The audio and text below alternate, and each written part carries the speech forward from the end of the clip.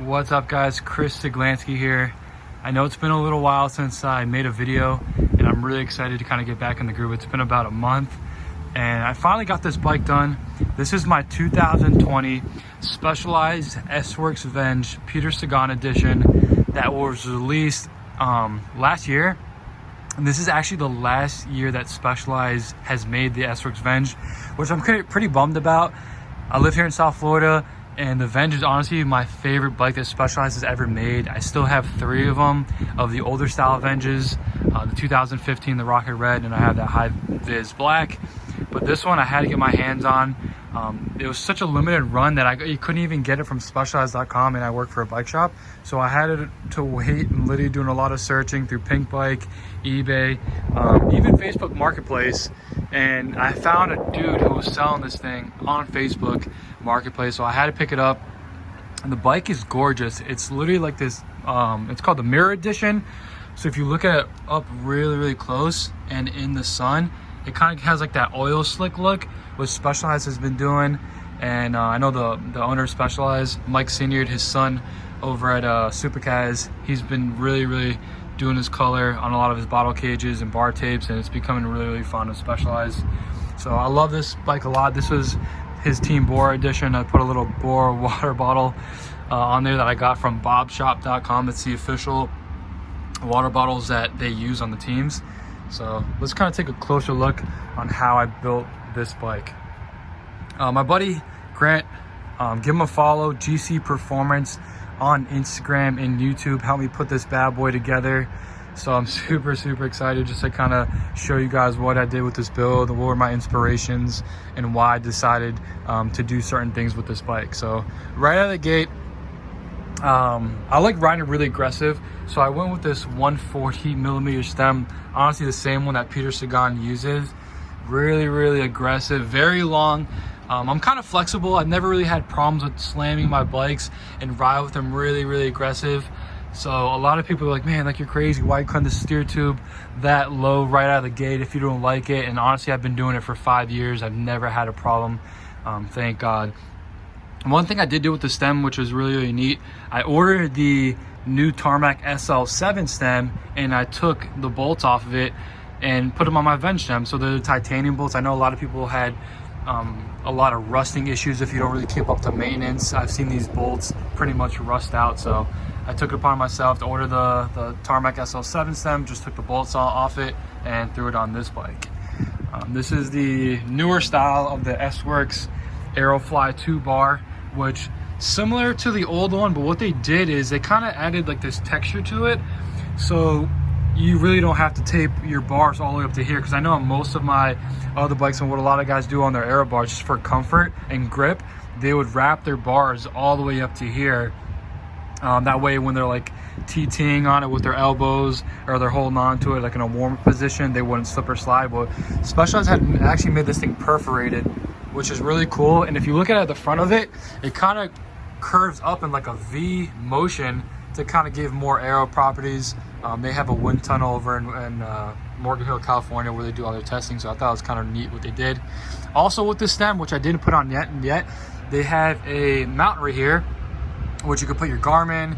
They make a light that attaches to the bottom of the Garmin mount, or if you're using a Wahoo. I thought that was really cool to have it integrated, not off to the side. Like I know on my other bike I have the K Edge mount that kind of comes off here to the side. Specialized integrated on the front of that stem cap, which I thought was really cool. On this bike, I am running the Shimano Dura Di2, which I thought that Shimano was going to be releasing a new Dura Di2. That's why I was kind of holding off on this build, but I haven't seen anything yet. We heard some rumors maybe December is going to be released. I haven't seen anything, so I just set it up with the older style Dura. I went with the S-Works power saddle in a 143.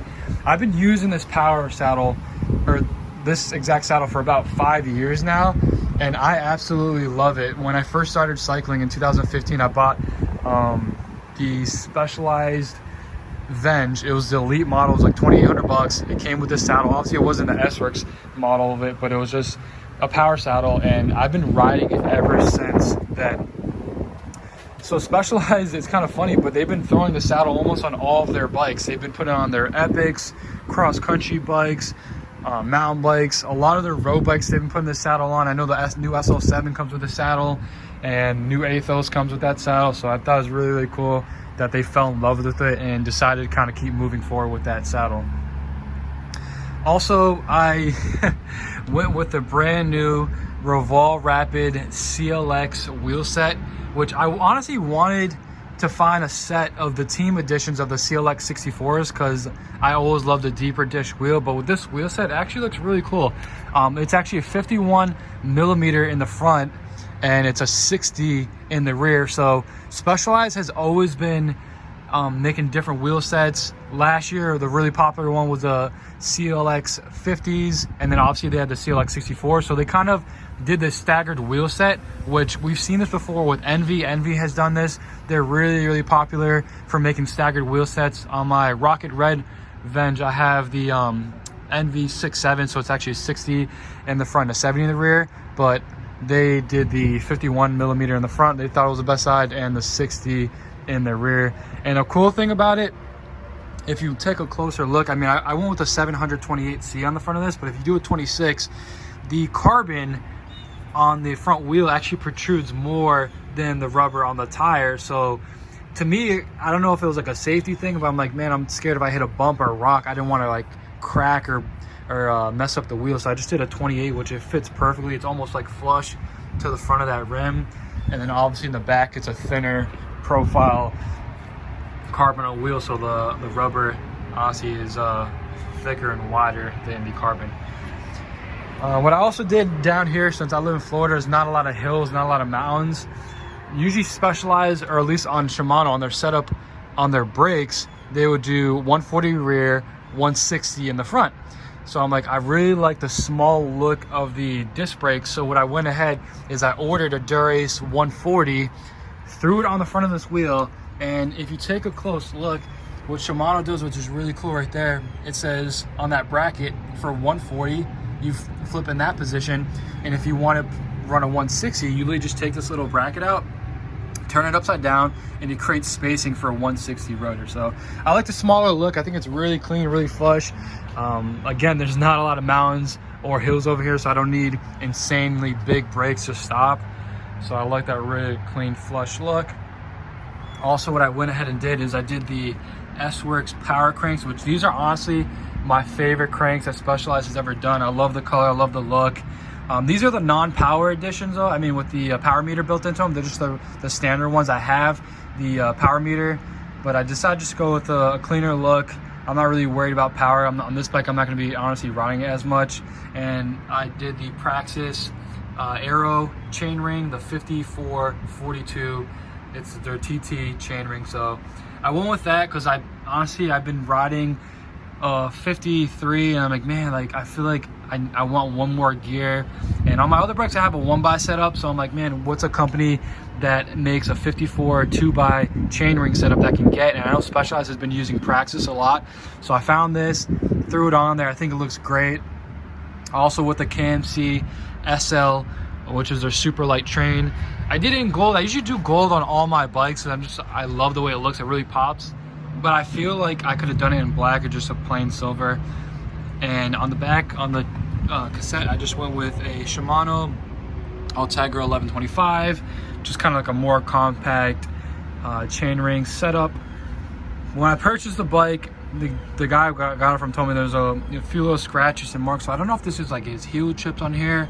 One of my best friends owns a paint shop, so I'm gonna see if he can make me some touch-up paint for that. But for the most part, the bike came out really, really nice. Don't judge me on the seat height, please. It's still not fully set up and fitted. I know a lot of people are gonna be like, hey, who rides with their seat that high?